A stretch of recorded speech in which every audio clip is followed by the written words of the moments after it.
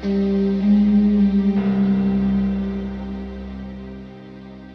guys, welcome to our debut session of Conversations with a Therapist. And with me, Lawi Odera, we are hosting. Madam, introduce yourself to the people. My name is Jennifer K. I am a counseling psychologist, licensed and registered with Kenya Counseling and Psychological Association of Kenya. Ni daktari mwenyewe.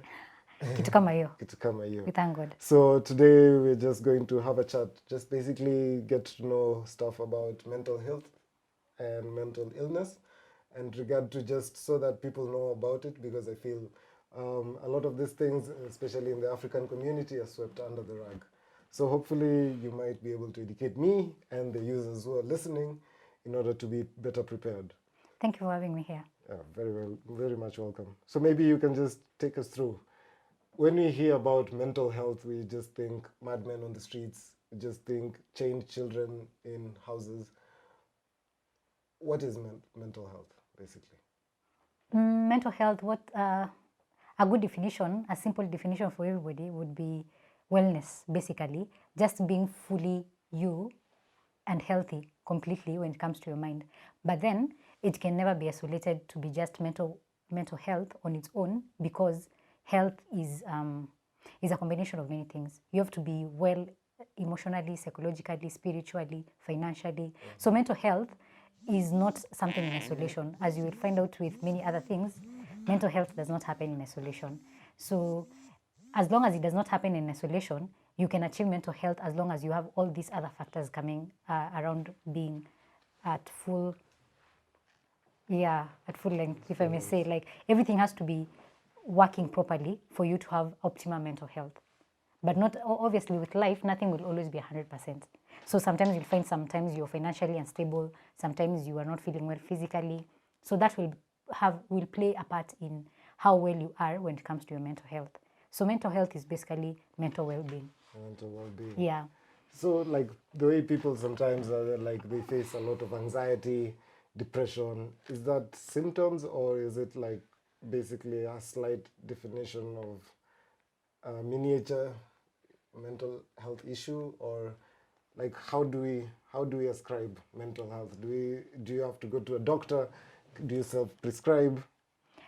That can be looked at from different perspectives, because there are some things when you're fully self-aware, you're able to tell when you have an issue with your mental health. You will know. It's like when you're physically hurt, like when you break your leg, you'll know that you've broken your leg, because you know what a leg that is not broken looks like.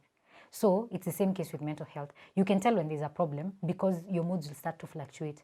You'll find yourself not being the ordinary you that we know. And then the issue will start to affect your daily life. So if maybe it's a depression issue, you'll find that maybe you're sleeping too much, and ordinarily you don't sleep that much. Or you're sleeping too little, ordinarily you don't sleep that little.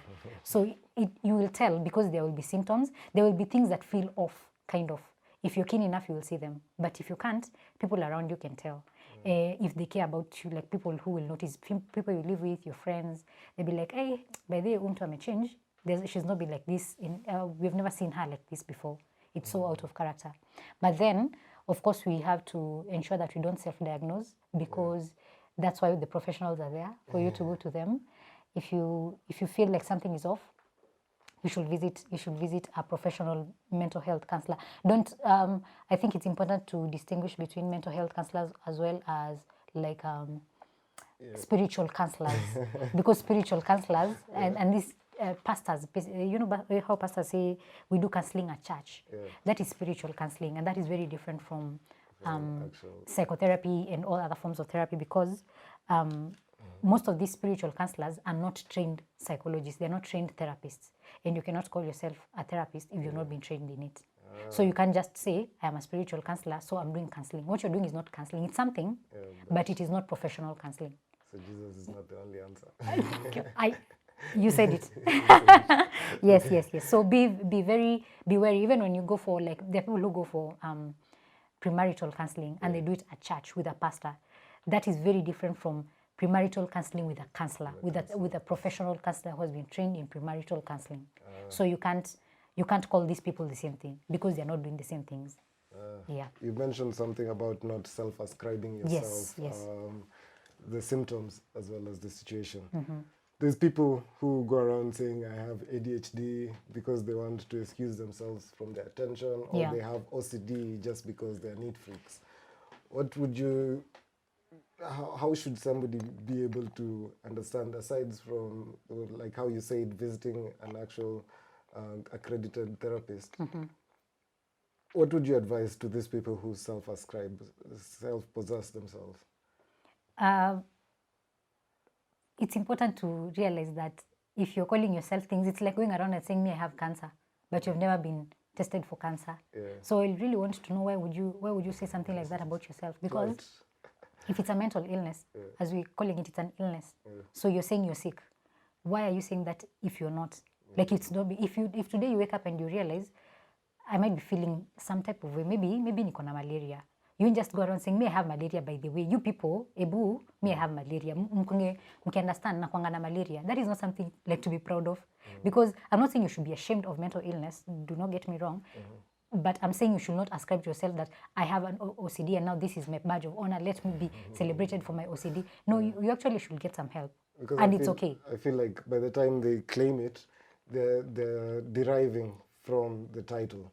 By the time you say you're an OCD, you're taking that privilege that and attention the actual people with the actual problems need. Or sometimes you're making it look less trivial than it is. Yeah, exactly. That's exactly my whole point, because if you go around saying that you have OCD, then people who actually have OCD that has been diagnosed and they have it and they're dealing with it there on a daily basis, it's a burden that they carry sometimes. You're taking away the support that they require, because in a way, somehow you're diverting the support that they require towards yourself because you're crying wolf. So what happens the day you actually have OCD?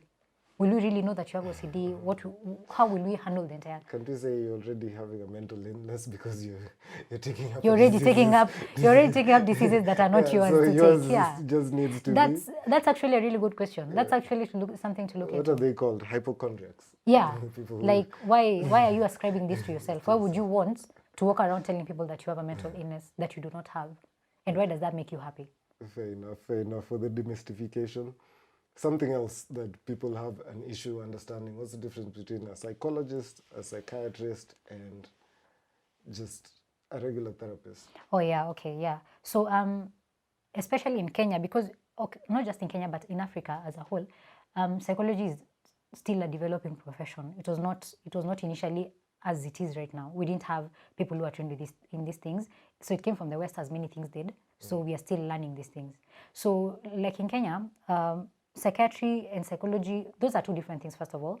So maybe we should start from the top. Psychiatry and psychology. So psychiatrists are doctors. They've gone to med school. They've gone to the entire process of becoming a doctor. Then after becoming doctors, they now get specialized training in psychiatry. So psychiatry is about the mind. And so these are the people who will diagnose mental illness. They will give you medication. They will want to see how does medication react to your body. How does the medication they give you affect your liver, your kidneys? How does it affect your weight? Things like that. Okay. So they're monitoring. It's like when you go to hospital, you'll find a pediatrician. So they studied medicine, then they specialized in children's medicine.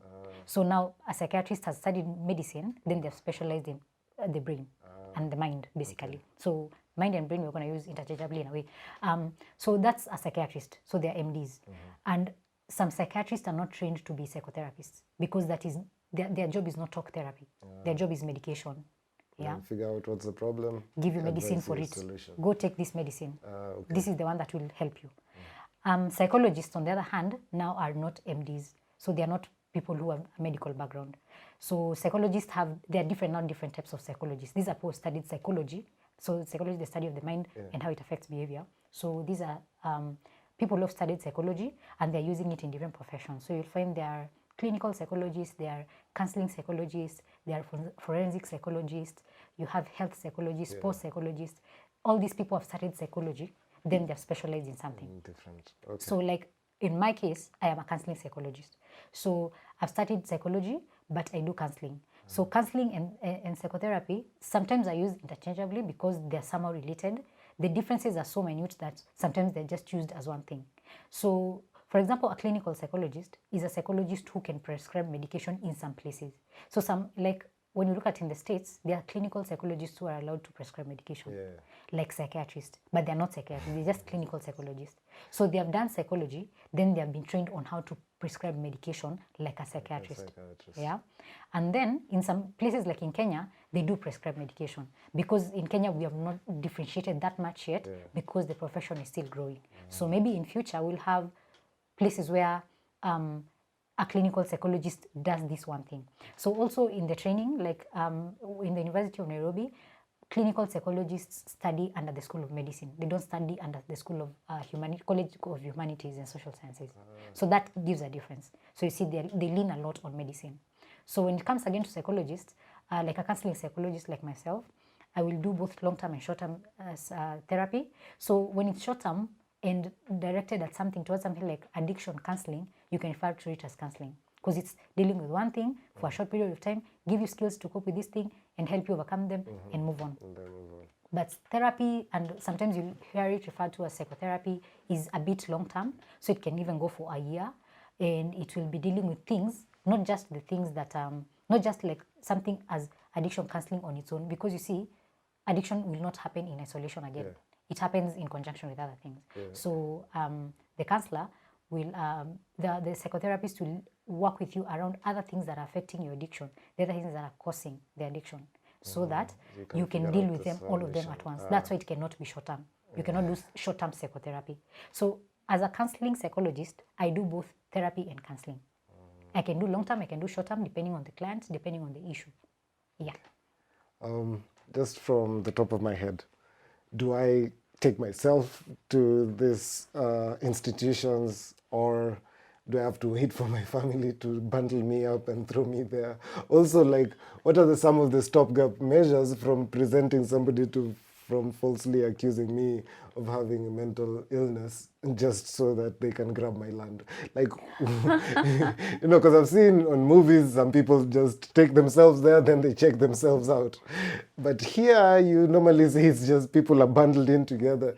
Kidogo amepelekwa Mathare, and then I think they give you like 500 for bringing the person in. I'm not sure about that, but just, are there any like prerequisites to predetermine if I am actually mentally ill by the time I'm being submitted, or just being taken to one of these institutions?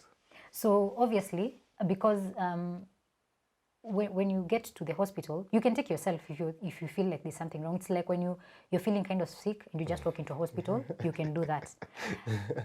So some days Why does that make you so happy? I'm just feeling off, and I'm just like... And you want to walk into a mental institution and ask if you're okay. then that means you need to do a little bit more self-awareness and try to figure it out. But ordinarily, when there's an issue, you can go to the hospital by yourself if you're feeling like there might be something. I'm feeling out of character of late. But I can take myself as long as I'm also over 18, You're doing what? If I'm over 18. Yes, over 18, of course, you're an adult. You can do whatever you want. Yeah. So you can take yourself if you're feeling some type of way that makes you think I could have a mental illness. But also, when someone takes you, so a family member, and you're thinking they're taking you there because they want to grab your land, ordinarily, there's a doctor there. You don't just walk in and get a bed and sleep there and say, I have come, ndio mimi huyu niekeni. You actually, you will be assessed when you walk in. They're going to take history. It's called history taking. They're going to do history taking. They're going to look at the issues surrounding the reason why you're here today. So even if your family decides this person want to dump them in the mental in the hospital, they can't just walk in and leave you there, because there's someone who's going to take you in, and they're going to follow a procedure. There's a certain procedure to follow before you admit someone. So when they follow the procedure and they see there's nothing wrong with you, okay, maybe there's something, but it's not really a mental illness that requires you to be admitted, they have no reason to admit you, because they're not like celebrating that you're here. Oh my gosh, guy, we have a new one. Come in. We are happy to see. Not like that. It's a hospital. It's a disease. Nobody's excited for anybody who's sick. So of course they won't admit you for no reason. And your family cannot just walk in and dump you there.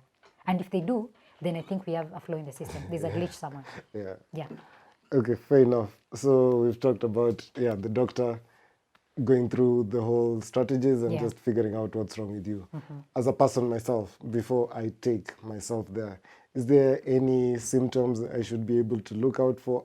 They are mostly dependent on the doctor's assessment. Can I pick up on the issues beforehand? That comes with a level of self-awareness, as with many things. Just like we said, when you're physically sick, you will know there's something wrong with you because ordinarily you've known when you've been well what it felt like and when you've been unwell. So that comes, I think, with some level of self-awareness. So you will know when there's something off with you. You can pick on these things. So, like I said, some things are very common, like sleeping too much or sleeping too little. So you're having Some of us uncommon. sleep too much. Yes. It might be just work. Yeah, it could be just work. Exactly. That's the thing. Like you will know when it's out of character. If ordinarily you sleep 13 hours, aka me, and suddenly you're sleeping 3 hours or you're having disturbed sleep, then you're like, kawaida, I'm not like this. Then you'll try to check, is it because of work? What is going on in my life right now? Is work becoming too stressful? Is it my family? Am I having challenges with my relationships currently? Is there somebody I'm in a conflict with? What is happening right now that could lead to this thing? So it requires you to actually ask yourself questions that ordinarily you don't want to face, because sometimes you don't want to ask ourselves difficult questions. But you can pick on these things.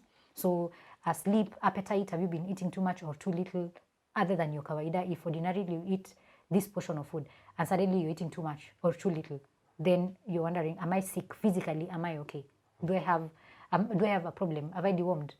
Things like that. So there's always things you can pick on because you'll see they're out of character. And they will also affect your day-to-day activities. So you'll find that you're becoming suddenly too irritable and you're thinking, why am I just so angry at things that ordinarily didn't make me angry? Phase you. Or you suddenly lose interest in things that ordinarily made you happy. You liked to do things and suddenly you don't even want to see anybody. You want to lock yourself in your house 24/7 and not go to work and not hang out with your friends and not eat, not shower.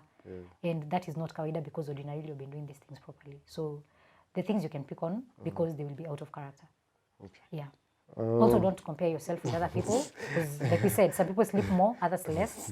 So that does not mean that you have an issue. Now that you're actually on that, it's bringing us, I wanted to bring it a bit of more relevance to our particular industry. Of course. The music industry. This is a place that's very highly competitive and sometimes egos and personalities clash. We've seen some personalities cave under the pressures. Yeah.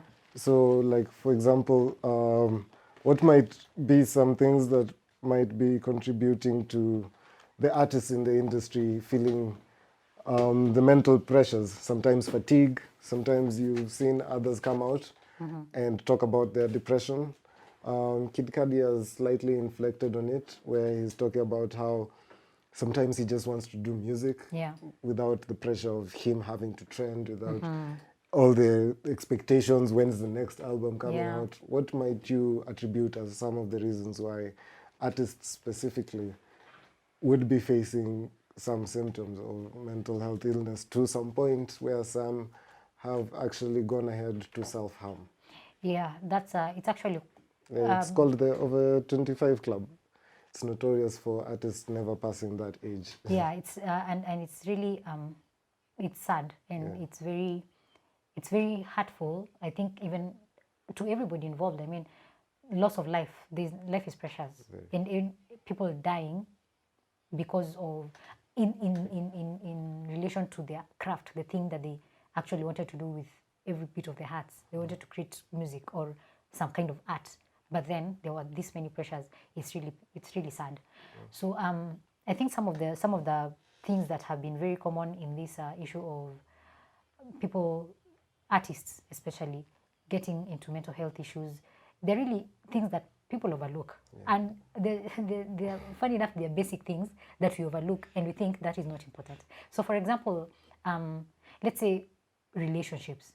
So think about an artist who does not have any close friends because the people who are hanging around them, this artist will be thinking, these guys are just chilling with me because me I have money and I'm famous. So how do you even form a deep relationship, a deep meaningful relationship with somebody who you think is with you only for the benefits of being with you? It's hard. It's really hard. You cannot form a relationship like that. You feel alone. You feel alone. And then the other thing is you can't even you don't even have the time to form meaningful relationships with people outside of your industry entourage, sometimes, yeah. or even your entourage, the people around you, your crew, cameraman, social media influencer, the people who are working with you.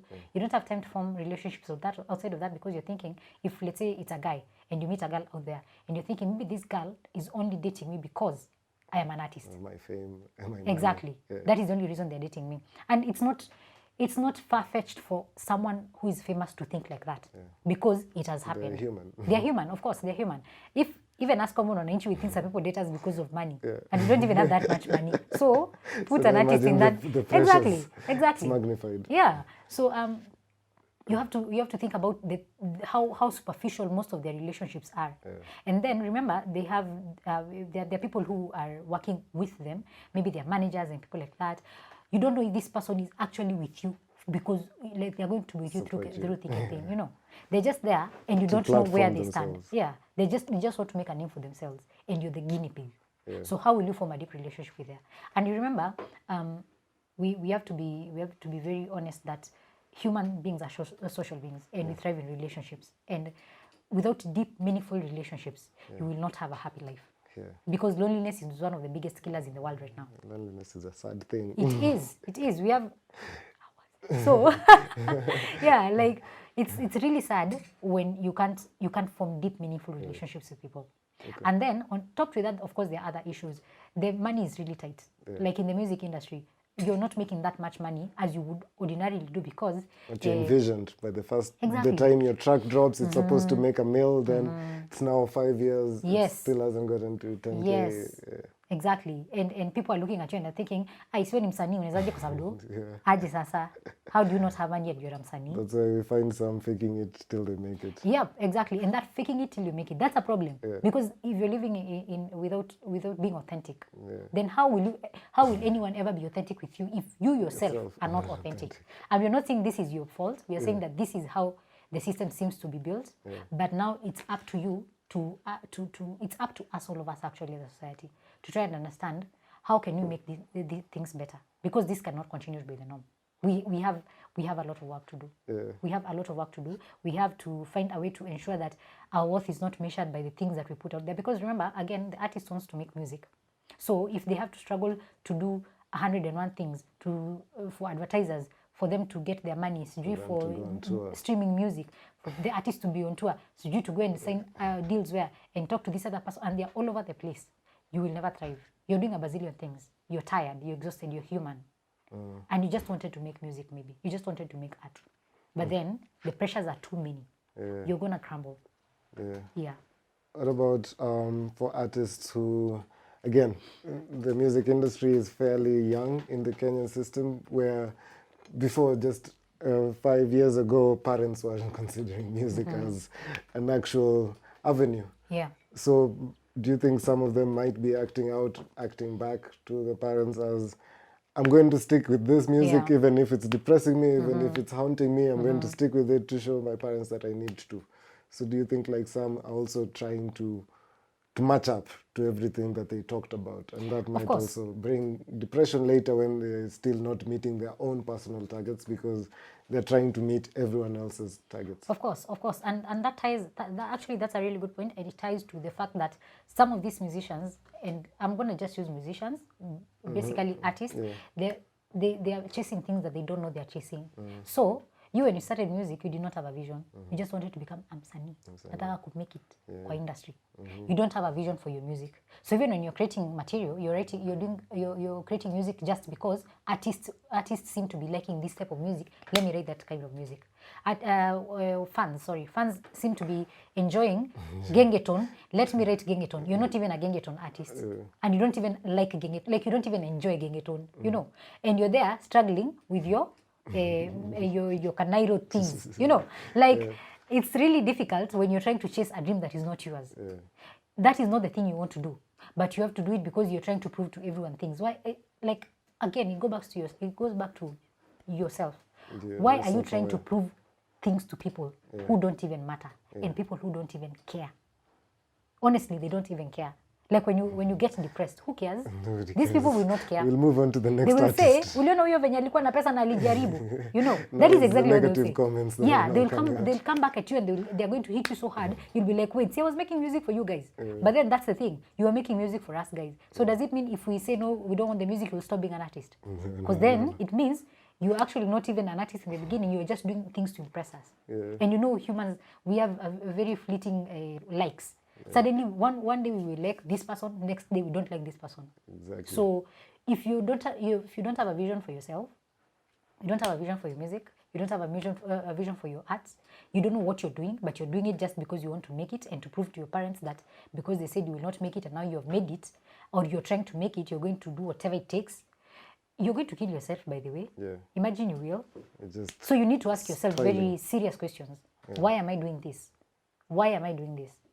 So what's the objective? So in a roundabout way, your advice to any upcoming artist or any artist who is already currently going through this is first self-awareness, self-improvement, and then now focus on your own personal goals before work on your goals. Yeah. Compete with yourself.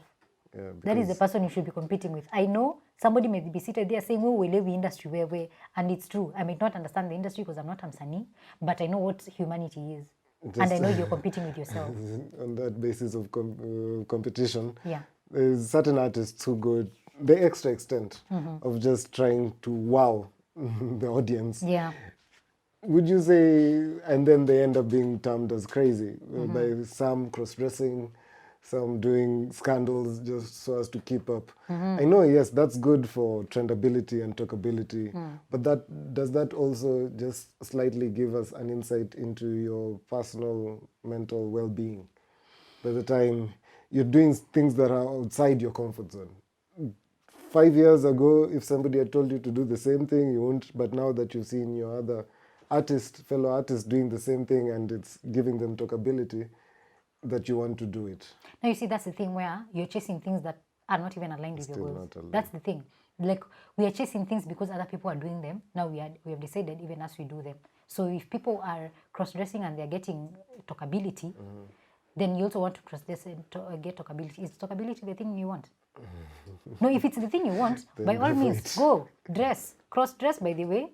But if it's not the thing that you want, if it's not the thing that aligns with your music goals, if it's not the thing that aligns with your career, if it's not the thing that you want with your life, then you don't have to do it.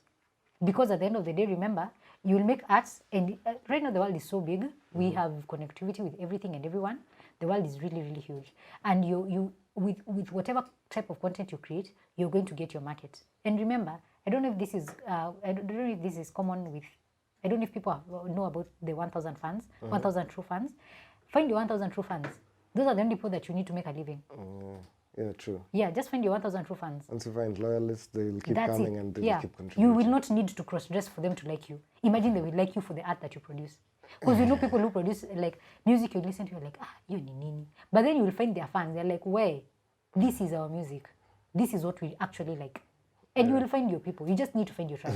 On that topic of fans, some might also have some mental health issues. The fans? Just from the basic concept of the term stan, which was coined by Eminem, where he was talking about the extent this fan went ahead to go ahead and kill the wife and him himself just because a letter wasn't replied.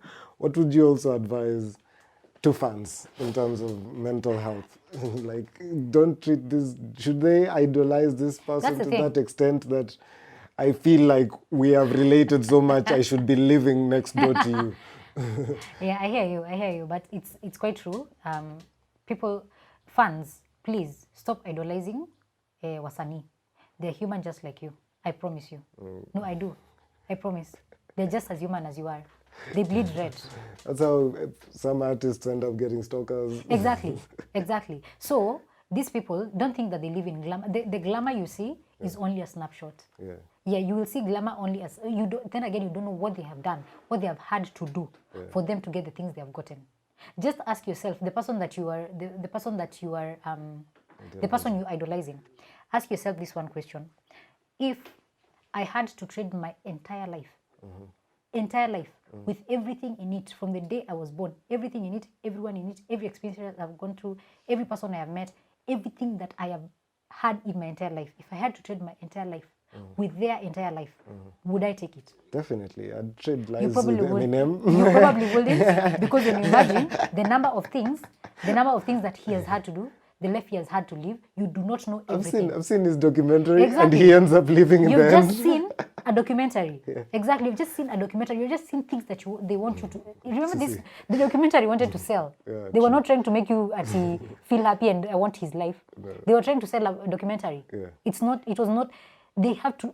This is a business. Remember, this is a business. Okay. So you have to remember that life that you see, everything that you see, that is just a tip of the iceberg. You do not know the things that these people have gone through, and not just them, even you yourself. There are people who will not trade their lives with yours because they don't know the things you've gone through, and you will never really understand the battles that people battle with on a daily basis in their minds. You might see the outside world, the documentary, it shows the life he has lived, the things he has done, but you don't know the world that is going on inside his head. You do not know. You do not know the demons that plague him. You will never know them because he will never show them to you. That is the one thing that you need to remember. So now that you've said something about just getting a taste of their lives, one person, the main people I'd like to ask with regard to their mental health is the families. Because this is the person, their life is out there for everyone else. Yeah. But what can we as the family do in order to at least tolerate some of this, or just come to terms with it? Because that means you're also going to be dragged in the limelight in the good times and definitely in the bad times. Yeah. Scandals will rock your family hard for years. What would you advise? I would say that families need to remember, again, it starts with the artist. So you're an artist, you're out there. Remember, you do not stand alone. Nobody is an island. There's a family, a whole entire family that is behind you. And it's not just your immediate family, it's people, it's even your crew and their families. So anything you do has this ripple effect, domino effect. It does not affect just one person. It always affects other people as well. So as an artist, you have to have a level of self-respect and respect for the people around you to help them feel that whatever you're doing is not just for you. You're not being selfish about it. Because these people are the people who are going to suffer with you. And things are thick. Exactly. And you've been left house repossessed. Exactly. There's a level of self-respect and also respect for the people who are supporting you. And for the family, remember that you don't know the struggles that this person as an artist is going through and what they are supposed to do. So it's very important that as an artist, just keep doing your craft. As a family, support the craft and support to the level that requires support. But then also be accountability partners. Be accountable to your team. Be accountable to the artist himself. Make sure that we are working as a team, all of us, because we are all family in a way. So support each other. And when the time comes, get professional help. You're not alone in this fight. Would you ascribe to them to get at least an annual visit, especially these people with the limelight? Because sometimes the flashy lights, the loud screams from the fans, you don't have that time of sitting aside and assessing your own mind. You're constantly plagued with sounds, noise, people, masses. Would you advise like something as at least an annual sit with a therapist or a psychologist? I think annual is too long. I would say like before you. Okay, if annual is what you want to go for, you can go for. But let's start with ourselves. Have an hour a day for yourself to sit in that silence, to sit in that boredom. The time you don't scroll your phone, the time you don't read a book, you don't listen to music, you don't watch a movie. You sit in total, utter silence and solitude. Because in this digital world right now, it's hard. I know, it's hard. It's hard to get silence. It is. But being hard does not mean impossible. And we keep saying it's hard as an excuse for not doing it. So anything that is worth it is never easy. And anybody who has done anything that is difficult in this life can tell you that it was never easy. You didn't just find that silence. But you have to find it. You have to fight for it by yourself. Every single day. An hour is not too long. You're giving it to everybody else anyway. You're giving 23 hours to people. So an hour to yourself should be... Give yourself an hour, just 1 hour. Treasure that 1 hour. And if you can, move that hour to 1 hour and 5 minutes tomorrow. And an hour and 10 minutes the day after that. Then next week, do an hour and 30 minutes. Okay. Find yourself a year from now doing 4 hours of just solitude and just being by yourself. To think, and not just to think actually, to sit in silence, because you've forgotten silence and you've forgotten boredom. You know, these days you can't get bored. There's something to watch on Netflix. There's Instagram to scroll. There's Twitter you can laugh and get in very serious rabbit holes in Twitter. There's YouTube. You can read books. You can listen to audiobooks. There's places you can do a bazillion things. Yeah. So people have forgotten how to get bored. And in that boredom is where you actually get to meet yourself. Because in that silence, you get to listen to your own thoughts. Yeah. And which people are scared of. Of course, people are scared of their own thoughts because you're thinking, if I know the truth, you see, I think it's called the curse of the truth. Yeah. Like when you know the truth, you can never go back to not knowing the truth. Yeah. And people are afraid of that. Yeah. Because you know, when you're sitting in that silence, you're going to meet a part of you that you are scared of. But you don't want to because you've seen on YouTube, you have a few likes. Yes, and you see these things can be bought. You see even likes, like, you see your friends, your fellow artists can buy likes on these platforms. They can buy followers and bots. So it's really a competition. And you will you're never putting win. your life on the line. You will never win this competition. If it's likes, people can buy likes. Yeah. People can open multiple accounts and like the video 10 times. Yeah. So you will never win in this competition. It's first liking yourself and being at peace with yourself. Find that time. Find solitude. Like people actually, on a very, very serious note, and this is not just for the artists, this is for everyone who's listening, find solitude. Look for solitude. Just do it, imagine. Okay. I can't overemphasize. Yeah, that's fair enough.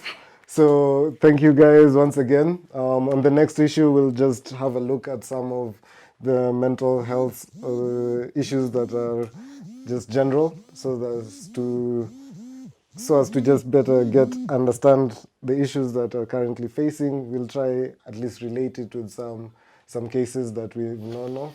And then just try and help everyone, just get a better understanding of how everything is. Thank you very much, Jennifer, for joining us. Hopefully we have you on again the next time so that you come teach me about mental health so that we just don't call somebody crazy without really understanding what the term is. Thanks for having me. It was fun, and see you next time. Keep it on Boomplay. Conversations with a Therapist. Stay tuned for more.